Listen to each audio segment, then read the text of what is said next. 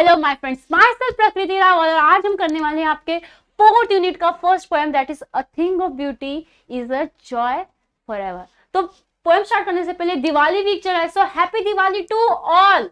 और I no Diwali के time पे थोड़ा पढ़ना भी पड़ रहा है। इट्स ओके थोड़ा सा पढ़ो, थोड़ा दिवाली एंजॉय करो, थोड़ा वैकेशन एंजॉय करो। 10th है, आपका बोर्ड है तो आप लोग बहुत स्ट्रेस ले रहे हो। इट्स ओके, काम डाउन, थोड़ा पढ़ाई करो, थोड़ा एंजॉय करो, ठीक है। नाउ आपके 4th यूनिट के फर्स्ट पॉइंट पे आ गए हम लोग। अ thing of beauty is a boy नहीं, जॉय फॉर एवर। मैंने क्या, आप मत बोलना ऐसे कभी।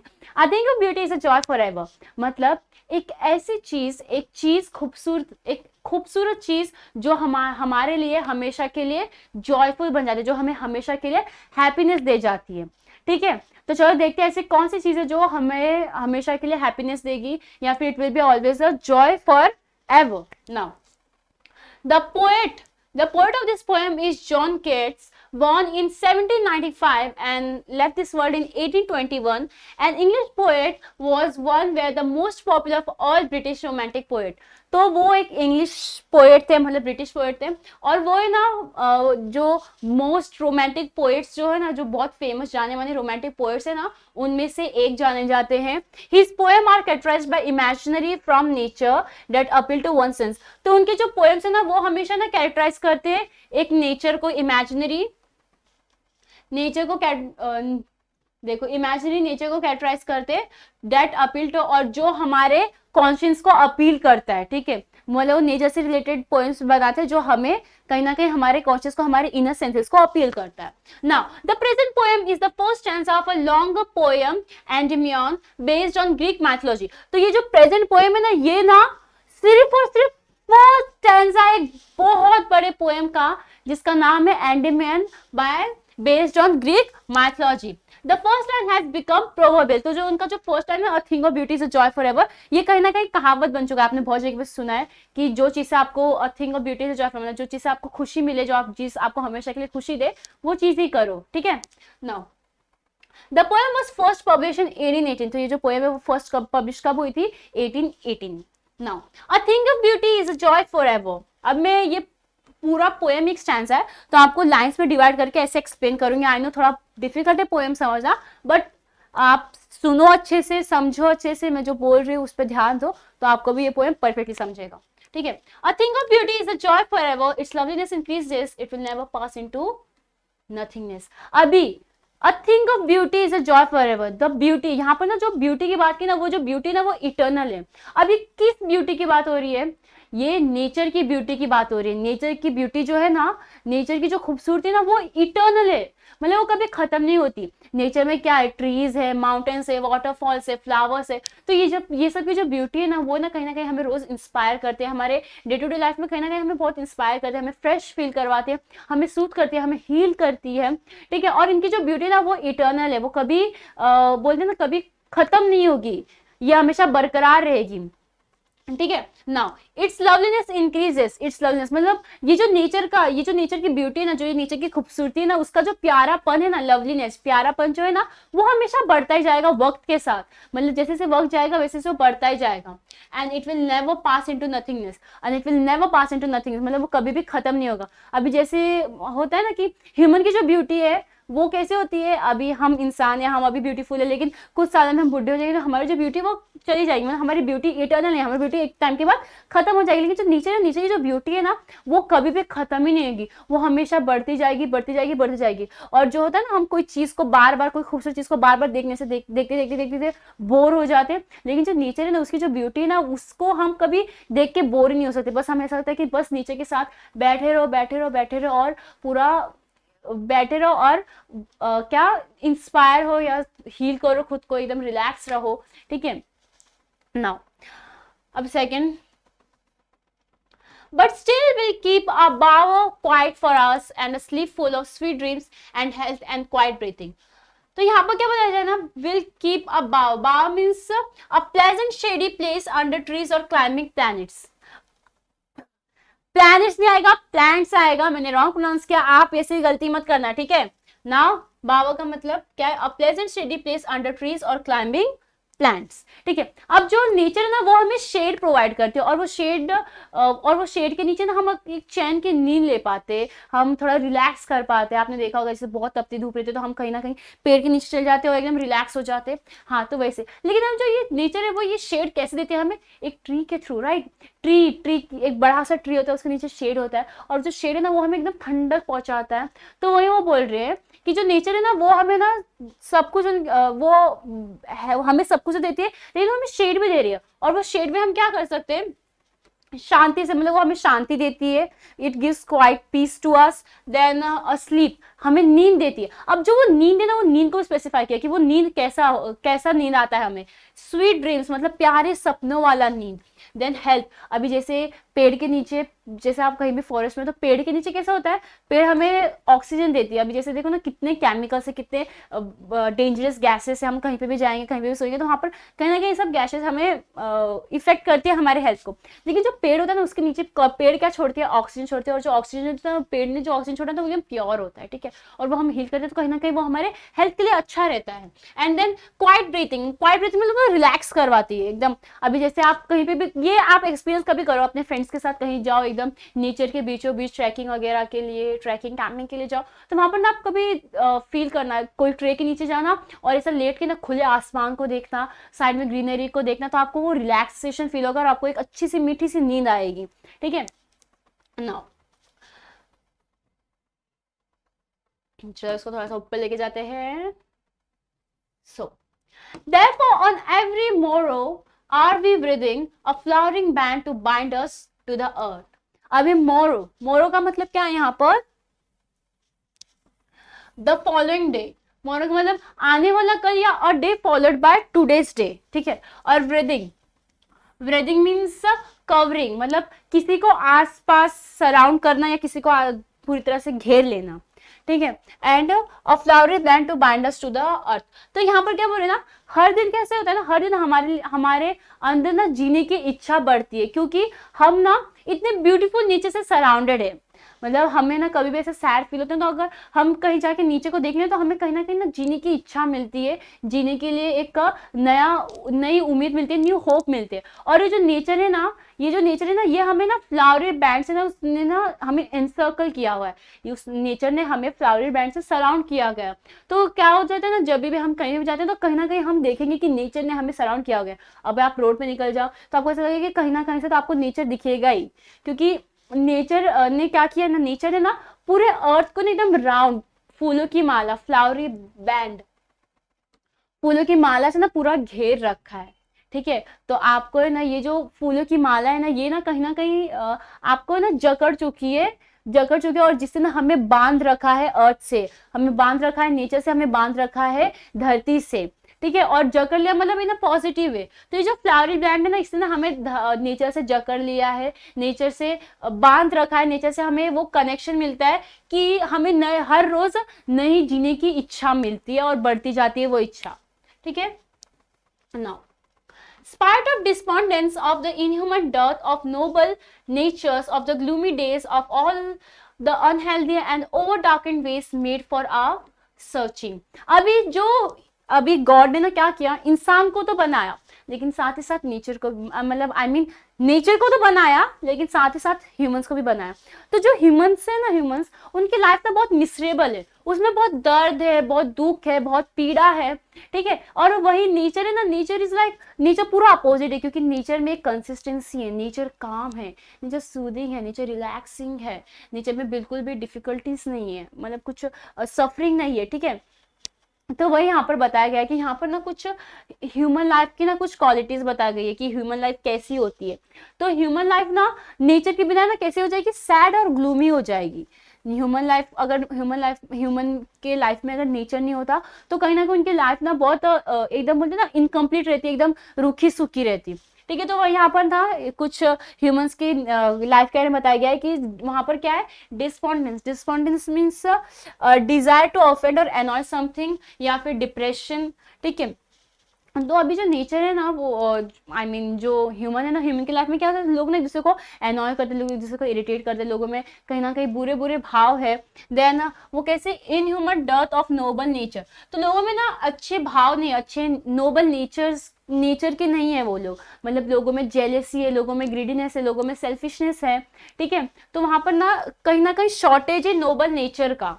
डर्थ का मतलब है वहां पर नोबल नेचर का शॉर्टेज, और नोबल नेचर मतलब कैसा, सेल्फलेसनेस, जहां पर लोग एक दूसरे को अच्छा ट्रीट करे, प्यार हो। लेकिन यहाँ पर ना क्या हो रहा है, उसका अपोजिट हो रहा है। यहाँ पर ह्यूमन की लाइफ में क्या है, ह्यूमन की लाइफ में सेल्फिशनेस है, सेल्फिश है, ह्यूमन सेल्फिश है। देन उन लोग में कहीं ना कहीं ग्रीडीनेस है, जेलसी है, ठीक है। Then of the gloomy days, अभी जो ग्लूमी डेज, और वहां पर ना कैसे होते हैं ना, ह्यूमन की लाइफ में ग्लूमी डेज भी है। ग्लूमी डेज मतलब कैसे होते हैं, जहां पर लोग खोए खोए रहते हैं, जहां पर सैडनेस हो। और यही सब रीजंस की वजह से ना ह्यूमन की लाइफ कैसी होती है, अनहेल्दी हो जाती है।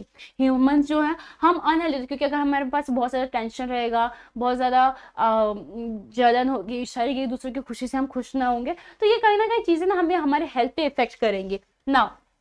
एंड और डार्क मीन्स, और कुछ गलत गलत रास्ते भी है ह्यूमन की लाइफ में, कुछ गलत गलत रास्ते भी है। तो जो नेचर है ना वो है ना ये सब चीजों को सर्च करती है, और इसे ना और हमें ना निकाल फेंकती है। मतलब ये जो ह्यूमन की लाइफ में ये जितने भी बुरी बुरी चीजें है ना, ये जितने भी बुरी बुरी जेलेसी, ग्रीडनेस चीजें, ये सब ना हमारी लाइफ से निकाल फेंकती है। क्योंकि नेचर से हमें क्या मिलता है, मैं 10 बार बोल चुकी हूँ, नेचर सूदिंग है, नेचर रिलैक्सिंग। तो अगर आप नेचर के बीचों बीच बैठोगे तो आपको अच्छा फील होगा, आप सैड और ग्लूमी फील नहीं करोगे, क्योंकि ह्यूमन की life is incomplete without nature. Humans और नेचर का साथ में बनना कहीं ना कहीं लिखा था, और वो साथ में बने भी गए। और ह्यूमन और नेचर कहीं ना बोलते ना एक जिस्म है तो एक जान है, वैसा कुछ है, ठीक है ना। Yes, in spite of all, some shape of beauty moves away the pall from our dark spirits. अभी पॉल पॉल का मतलब क्या है, a sheet spread over the dead, या फिर आप बोल सकते हैं a dark cloud of gloom and sadness, और यू कैन से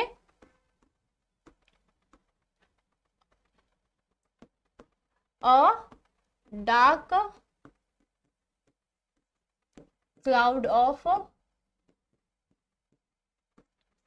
ग्लूम एंड सैडनेस, ठीक है। तो यहाँ पर ना क्या होता है ना, हम जो ह्यूमंस है ना, हमारे ऊपर ना कहीं ना एक काला बादल मंडराता रहता है, जो कैसा है, ग्लूम है, जो सैडनेस का ये काला बादल मंडराता रहता है, ठीक है। और फ्रॉम आर डार्क स्पिरिट्स, ठीक है, हमारे जो डार्क स्पिरिट, अभी स्पिरिट मतलब क्या होता है, सोल वेयर आर इमोशन लाई, ठीक है। अभी इमोशंस अच्छे भी हो सकते हैं, बुरे भी हो सकते हैं, डार्क भी हो सकते हैं और एकदम अच्छे भी हो सकते हैं, ठीक है। तो ये जो काला बादल है ना, ये जो काला बादल ना जो हमारे डार्क स्पिरिट से आया हुआ है, तो उसे ना नीचे ना निकालता है, ठीक है, उसे नीचे ना निकाल फेंकता है। हाँ, तो ये जो नेचर है ना, ये जो नेचर की जो ब्यूटी है ना, वो हमें जॉय देती है, राइट। तो ये जो नेचर की जो ब्यूटी है ना, इसे देख के ना हमें जॉय मिलता है, और ये जो जॉय है ना, ये हमारे अंदर से, हमारे डार्क स्पिरिट से ना, जो हमारे ये बुरे ग्लूमी और डार्क सैडनेस वाले क्लाउड्स है ना, उसे निकाल फेंकता है, ठीक है ना।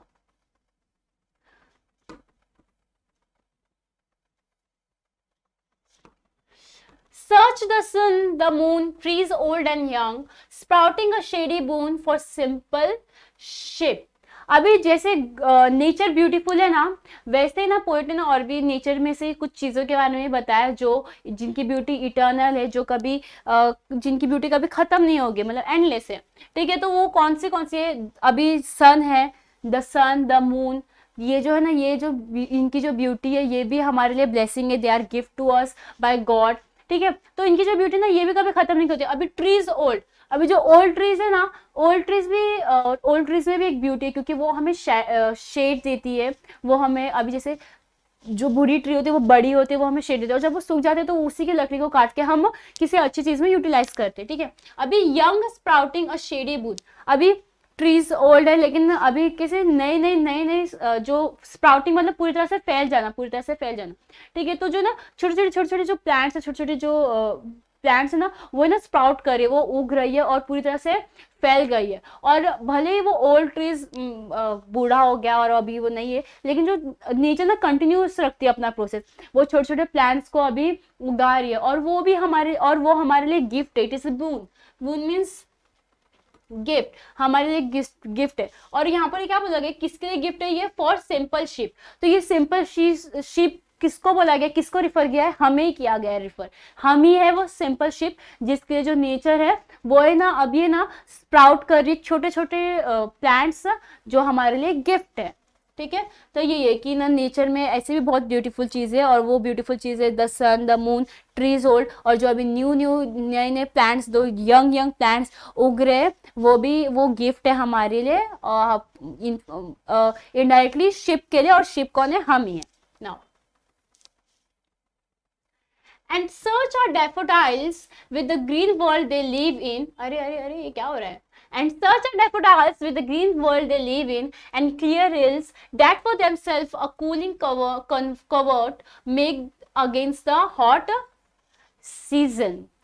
ठीक है, तो यहाँ पर क्या बोला जा रहा है कि बहुत सारे फ्लावर्स लाइक डैफोडाइल्स और बहुत सारे जो फ्लावर्स है ना वो है ना अर्थ को कैसे बना रहे, एकदम ग्रीन बना रहे, कलरफुल बना रहे, बहुत ब्यूटीफुल फ्लावर्स डिफरेंट कलर्स के कलरफुल बना रहे हैं। और वो कहीं ना एक एरोमा, एक प्लेजेंट, एक फ्रेग्रेंट जो फूल का जो खुशबू है ना वो है ना पूरे अर्थ में फैला रहे, और जिससे ना वो जो अर्थ ना, जो हमारी अर्थ है ना वो थोड़ी लाइवली, एकदम लाइवली हो गई है। देखो इधर green world they live in, तो जो अर्थ है ना वो कैसे हो गई है, पूरी ग्रीनरी हो गई है, कलरफुल हो गई है, और वो कैसे लाइवली बना रही है अर्थ को। ठीक है, and clear reels means streams.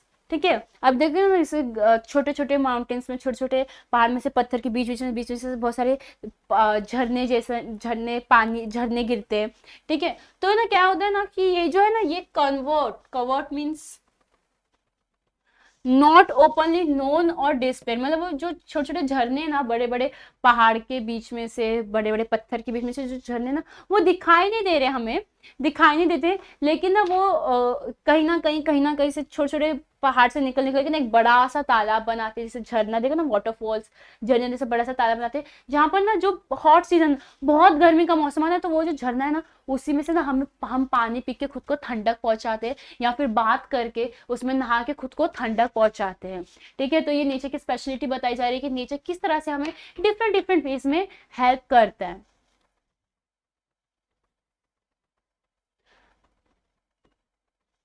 The mid-forest break reach with a sprinkling of fair musk-rose blooms. ठीक है, अभी यहाँ पर क्या बोला है कि जो फॉरेस्ट के बीचों बीच में ना आपने ब्रेक मतलब यहाँ पर फर्न्स को बोला गया है। ठीक है, बुशेस थिक ग्रीन बुशेस। ठीक है, बहुत मोटे मतलब आपने से फॉरेस्ट वगैरह में जाते हो तो ऐसा कभी देखा होगा, ऐसे बहुत सारे जो पेड़ है वो एकदम उग के ना एकदम मोटे मोटे बुशे जैसे बन चुके हैं। ठीक है, यहाँ छोटे छोटे फर्न्स उगे हुए हैं, और वो एक तरह से बुश बन गया है पूरा, एकदम इकट्ठे, एकदम घने थिक फर्न्स उगे हैं। और वो फर्न्स जो उगे ना उनके बीचों में से ना रोज, देखो फेयर मस्क रोज ब्लूम जो है ना वो है ना अच्छे से, जो मस्क रोज जो रोज होते हैं ना वो बहुत ब्यूटीफुल होते हैं, थोड़े से बड़े बड़े होते हैं, एकदम खिले हुए रहते हैं, और आप मस्क रोज बहुत डिफरेंट कलर के मस्क रोज देखते हैं। तो वही जो बुशेस है ना फर्न्स के, जो थिक बुशेस है ना, ग्रीन बुशेस है ना, उसके बीच में उसके बीच में से ना ये जो रोजेस है ना वो उग रहे, ये जो रोजेस है ना वो उगे हुए, तो वो ऐसा लग रहा है जैसे कि ना उन बुशेस के ऊपर ना हमने ना रोजेस को स्प्रिंकल किया है। देखो, ठीक है, ऐसा लग रहा है कि हमने ना उसको ना फेयरली, मतलब इक्वली ना उन बुशेस के ऊपर ना ऐसा स्प्रिंकल किया है उन रोजेस को। इतना ब्यूटीफुल वो फॉरेस्ट में सिनेरियो दिख रहा है, मतलब यहाँ पर फॉरेस्ट के सिनेरियो के बारे में थोड़ा सा डिस्कशन किया।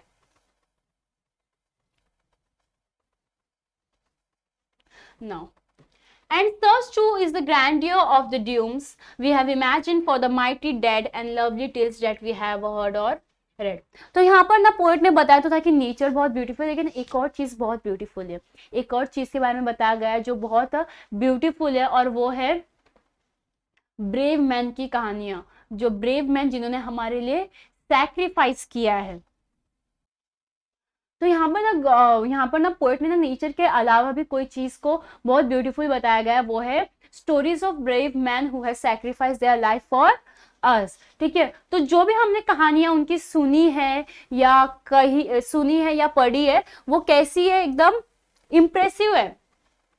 देखो, ग्रैंडियर मीन्स इंपॉर्टेंट है और ऐसी चीज जिसे देख के हम इम्प्रेस हो जाते। तो उनकी जो स्टोरी है ना वो बहुत इंप्रेसिव है। मतलब उनकी डेथ कैसी थी, माइटी थी, बहुत बड़ी, बहुत विशाल उनकी डेथ बोल सकते, क्योंकि उनकी मतलब डेथ तो इंसान का कॉमन जैसे होता है वैसे वॉर के थ्रू होता है या फिर कुछ करते हुए होता है, तो इसलिए उनकी डेथ जो है ना उसको माइटी बोला गया, क्योंकि वो लड़के मरे थे। ठीक है, उन्होंने लड़के अपनी लाइफ को सैक्रिफाइस किया, और उन्हीं की जो स्टोरी है ना वो बहुत ब्यूटीफुल है और वो बहुत इंस्पायरिंग है। तो इस लाइन में यही बोला गया है कि जो स्टोरीज है ना, the grandeur of the dooms, मतलब जो लास्ट डे ऑफ एग्जिस्टेंस दोनों डिस्प्ले। तो जो इंप्रेसिव स्टोरीज है ना, जो इंपॉर्टेंट चीजें है ना लास्ट डे उन ब्रेव मैन की जो स्टोरीज है, जो हमने सुनी है, जो हमने पढ़ी है, तो वो है ना बहुत ब्यूटीफुल है और इंस्पायरिंग है, such as nature. Now, an endless fountain of immortal drink pouring onto us from the heavens brink। अभी brink मतलब होता है edge। ठीक है, अभी देखो ये heaven का गेट है फॉर एग्जाम्पल। ठीक है, अभी वो क्या कह रहे हैं कि जो हेवन का जो गेट है ना उसके ना थोड़े से एज में से ना हमारे ऊपर ना इमोर्टल ड्रिंक पोर हो रहा है। ठीक है, ये जो अर्थ का, आई नो बहुत गंदी है ड्राइंग, लेकिन आप समझो कॉन्सेप्ट को, समझो, ड्राइंग को मत देखो। ठीक है, तो जो बड़ा गेट है ना उसमें से ना एक छोटे से एज से ना हमारे ऊपर इमोर्टल ड्रिंक पोर हो रहा है। अब जो ये इमोर्टल ड्रिंक, किस इमोर्टल ड्रिंक की बात हो रही है यहाँ पर? नेचर की, क्योंकि नेचर जो है ना वो इमोर्टल, सन, द मून जो हमें मिला है, जो सन की रोशनी जो हमें मिलती है, ये कैसी है? ये इमोर्टल है, ये कभी मरेगी नहीं। अभी इमोर्टल का मतलब क्या होता है पता है? हाँ, इमोर्टल का मतलब होता है कि जो कभी मरता नहीं है, जो बहुत लंबी जिंदगी जिएगा और जिएगा और जिएगा, जो कभी मरेगा नहीं। तो यहाँ पर ना हमें ना हेवन, और हेवन कैसे होता है? हेवन बोलो ना, वो हेवन में बहुत कुछ अच्छा होता है, परियां आती है, ये आते हैं, वो आते हैं, हेवन इज द बेस्ट। और हम लोग को जो भी अच्छे कर्म करेंगे हम हेवन में जाने के लिए करेंगे। तो वही वो कह रही है कि ना कहीं ना हेवन की सारी अच्छी चीजों में से ना थोड़े से एज में से ना एक इमोर्टल ड्रिंक हमारे ऊपर गिर रहा है, और वो इमोर्टल ड्रिंक क्या है? नेचर है। नेचर में सन है, मून है, अर्थ है, आई मीन ट्रीज है, फाउंटेन है, माउंटेन है। तो ये सब जो चीजें है ना, ये हमारे लिए एक इमोर्टल ड्रिंक है, क्योंकि ये हमें जीने का ये इच्छा देती है, जीने की इच्छा जगाती है, और हमें आगे लाइफ में कुछ ना कुछ करते रहने का बढ़ावा देते, इंस्पायर करती है। ठीक है, now nor do we merely feel this essence for one short hour, no। तो एसेंस मतलब होता है बोल सकते हैं स्मेल, टेस्ट या फील करना। ठीक है, तो यहाँ पर ना वो अभी यहाँ पर ना पोएट हमें हमारी गलती बता रहे कि मतलब नेचर ने हमें इतना कुछ दिया है, लेकिन ना हम ना थोड़ा सा टाइम निकाल के ना वो नेचर को फील नहीं करते, वो नेचर को स्मेल नहीं करते। मतलब हम लोग किसी फोर्स में जाके वो नेचर को स्मेल नहीं करते, वहाँ की चीज़ों को टेस्ट नहीं करते। ठीक है, तो वही वो कह रही है कि ना हम एटलीस्ट छोटे से आर के लिए भी ना हम नेचर को ना फील नहीं करते, क्योंकि हम आजकल इतने बिजी हो गए हैं, तो इसलिए कभी भी आप बिजी रहोगे ना, एटलीस्ट हफ्ते में एक बार जाके आपको नेचर के बीच में जाके थोड़ा इंजॉय करना चाहिए, खुद को थोड़ा सा रिलैक्स करना चाहिए। नहीं, वो कह रही कि नहीं कर रहे हैं हम। No. Even as the trees that whisper around the temple become soon dear as the temple self, so does the moon। वो कह रहे हैं कि जैसे जो टेम्पल होता है ना, टेम्पल के बाजू में जो पेड़ रहता है ना उगा हुआ, तो वो भी ना लोगों को ना बहुत प्यारा लगने लगता है, मतलब पवित्र, डियर लगने लगता है। जैसे जैसे हम टेम्पल को इम्पोर्टेंस देते, जिस तरह से हम टेम्पल को प्यार करते हैं, उसी तरह से अगर ट्री भी उसके बाजू में उग जाए ना, तो हम ट्री को भी उतना इंपॉर्टेंस देते हैं, और वैसे हम चांद के साथ भी करते हैं। ठीक है, now the passion poesy glorious infinite haunt us till they become a cheering light onto our souls and bound to us so fast that whether there be shine or gloom overcast they always must be with us or we die। तो यहाँ पर ना poet जो है ना एक poem की quality बता रहे हैं, ठीक है। एक पैशन पोइसी, मतलब एक हमें एक्साइटेड करने वाले, एक एंथुसियास्टिक पोयम, ठीक है। ग्लोरियस इन्फिनाइट, ग्लोरियस मीन शानदार, ऑनरेबल, ठीक है। Haunt us till they become a cheering light, वो हमारे सराउंड में रहती है। अभी अगर एक ना एंथुसियास्टिक पोएम, एकदम शानदार पोएम, एकदम एक्साइटिंग पोएम ना हमेशा हमारे सराउंड रहेगी, जब तक हमें वो रोशनी के उजाले में नहीं ले जाती, ठीक है। अभी जैसे अगर आप कोई भी जो एक एंथुसियास्टिक पोएम, जो एक एकदम एक्साइटेड पोएम, जो एकदम अच्छी पोएम होती है ना, वो है ना आपको ना सराउंड करके रखेगी, जब तक वो आपको रोशनी के उजालों में नहीं आपको रोशनी के उजालों में नहीं लेके जाती, ठीक है। होता है कभी ना। On to our souls and bound to us so fast, तो ये जो पोएम है ना, एक एक्साइटेड, एक बहुत ब्यूटीफुल, एकदम एंथुसियास्टिक पोएम है ना, जो ये शानदार पोएम है ना, वो हमें ना हॉन्ट करते थे, सराउंड करते थे, जब तक वो हमें रोशनी के उजाले में नहीं लेके जाती। और वो क्या करती है, वो हमारे सोल से ना, वो है ना हमारे सोल तक छू जाती है, मतलब वो हमारे किसको रोशनी के उजाले में लेके जाती है, हमारे सोल को, ठीक है। And bound to us so fast, और वो हमें इतनी तेजी से खुद से बाउंड कर देती है, इतनी तेजी से हमें खुद से बांध लेती है, चाहे वो खुशी हो या दुखी,